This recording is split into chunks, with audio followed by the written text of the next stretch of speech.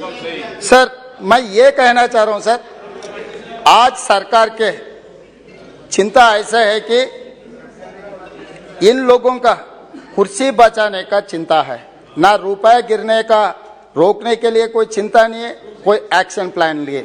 जब 66 रुपीस में रूपी था, आईसीयू में चला गया। आज के तारीख में according to our finance minister reply 83 rupees 20 पैसा। आईसीयू से दो रास्ते हैं सर, एक रास्ता ठीक होकर घर पर आना, दूसरे रास्ता मार्चरी को जाना।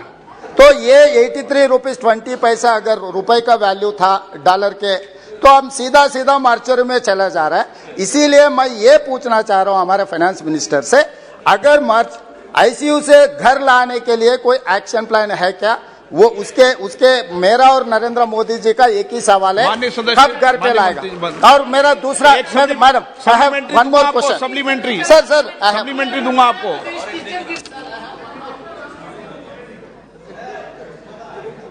सर माननीय सदस्य जो तेलंगाना से आते हैं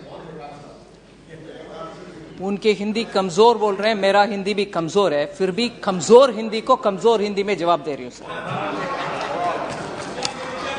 आईसीयू में, सॉरी,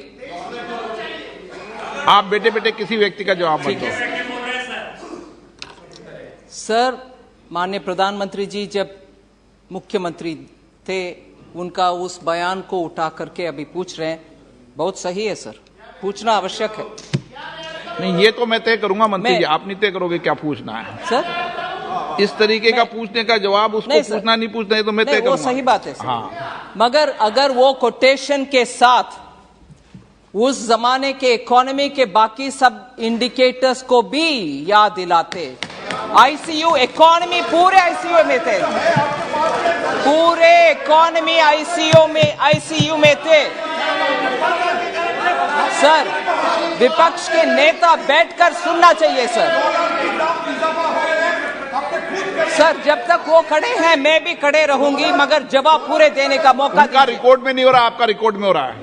पूरे इकोनॉमी, सिर्फ डॉलर, सिर्फ रुपी नहीं, पूरे इकोनॉमी तब आईसीयू में थी।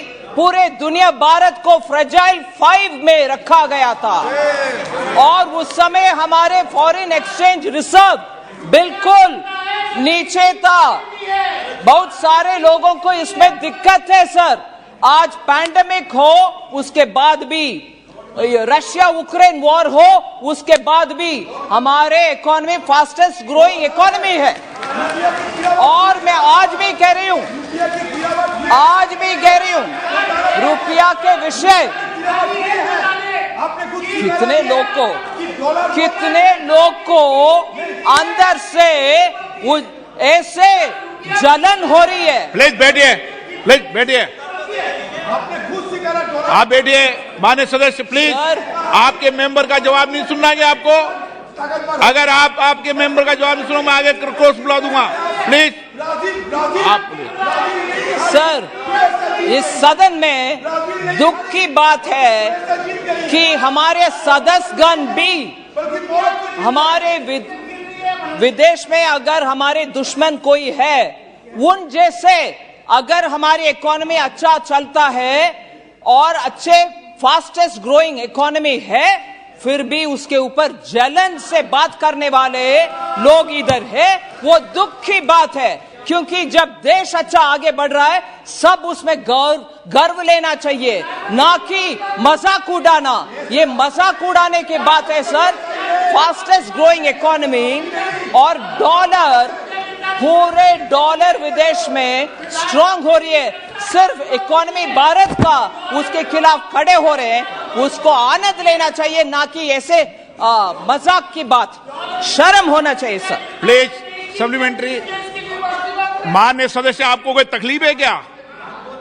आपने प्रश्न पूछा क्या? स्पीकर सर, ये प्रश्नकाल है। माननीय सदस्य, मैं आपको लास्ट वार्निंग दे रहा हूं, प्रश्नकाल में बीच में नहीं उठे। स्पीकर सर, माननीय सदस्य का प्रश्न है। फाइनेंस मिनिस्टर जी ने मेरा लैंग्वेज के बारे में कुछ कमेंट किए, ये ठीक नहीं है, क्योंकि मैं शूद्र हूं, मेरे को स्वच्छ हिंदी नहीं आता होगा। वो ब्राह्मणवादी होगा, उनके लिए लैंग्वेज अच्छा होगा, कोई प्रॉब्लम नहीं है। ऐसे थोड़ी यहाँ पर इस आधार चर्चा पे हो रहा है वर्गीकरण कर रहे हैं क्या यहाँ हाउस का? अर्थशास्त्र इस आधार के पे बारे में वर्गीकरण कर रहे हैं क्या हाउस का? के बारे में ये ठीक चर्चा हो नहीं रही बोल रहे है हैं। सर। मैं ये ठीक याद नहीं बोल दिलाना रहे। चाह रहा हूँ सर, और 1947 से लेकर ये कैसे बात कर रहे? ठीक बात नहीं कर रही है। अपना लोन्स का है सर 55,87,149 करोड़ सर।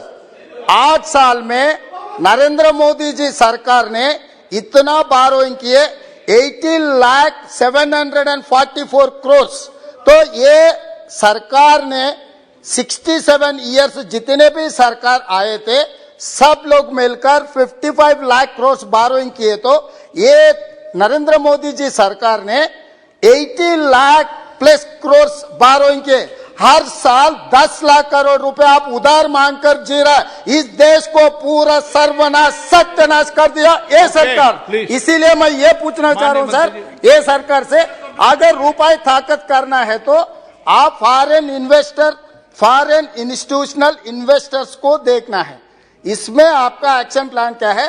पिछले 12 साल में जितना इन्वेस्टमेंट्स आया था हिंदुस्तान में 2022 5 महीने में उससे ज्यादा लिक्विडेट कर लेके वापस चला गया। ये सरकार के ऊपर फॉरेन इन्वेस्टर्स को भरोसा चले गया, इंडियन इन्वेस्टर्स का भी भरोसा चले गया। इसीलिए मैं ये पूछना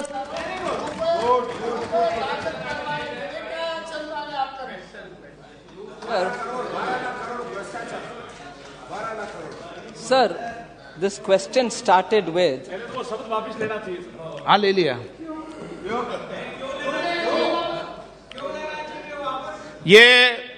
ये फैसला मुझे करना है, आपको नहीं करना। Sir, this question, the main question was on currency devaluation and foreign exchange reserves. Currency devaluation itself, sir, the word devaluation, मैं सिर्फ आपके संज्ञान में रखना चाह रही हूँ sir. Devaluation itself is a word or terminology which can be used when there is a fixed exchange rate mechanism. आज भारत में fixed exchange rate mechanism नहीं है. If anything, Why did you accept this question? माने से please, sir, ये क्या problem है आप लोग? आप भी sir, the question is given by the secretariat. We are answering it. Accepting or not accepting is not a choice of the mantri. Questions come, we are duty bound to answer. And in answering that, I am explaining it, sir, if you permit me. Devaluation is when it is in the fixed exchange rate mechanism. If any rate is coming down or going up, we are now talking about depreciation and appreciation. Devaluation itself is not in this context.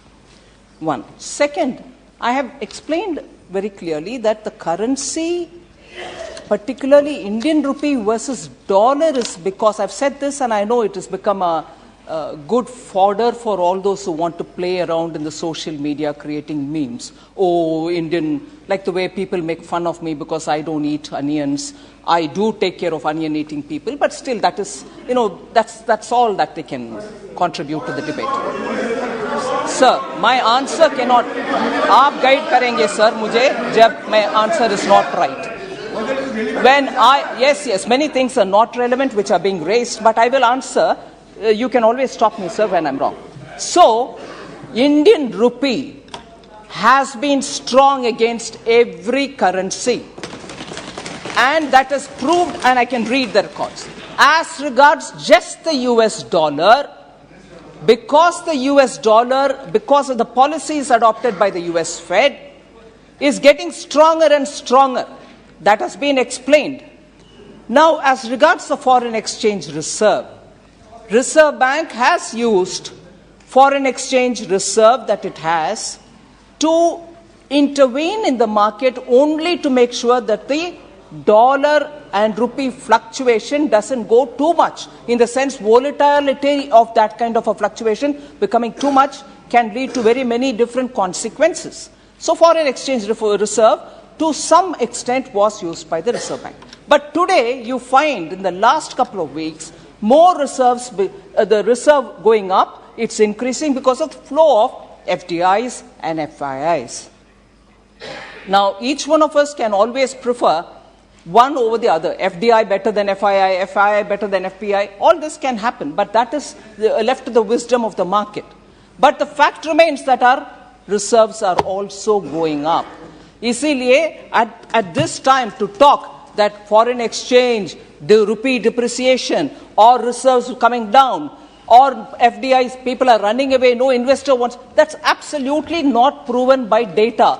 I would request the honorable member to have a good look at the data to see how FDI is coming into India now in a big way. Among all the emerging markets, India receives more than 50% share of everything which goes to emerging markets. So a bit more data. Of course, data is available in my answer, and more is available in the public domain. Isliye, honorable member should please, sir, Please. therefore, kind of interference with honorable leader of the opposition, sir, I would appeal to आप you. तो बोलिए आपका नहीं, जवाब। मेरा गला भी, you know, it's my vocal cords are tearing by the level of his guttural powers, sir. I can't match up the vocal powers of the opposition. आप पूरा जवाब दें। जवाब दे दिया, sir.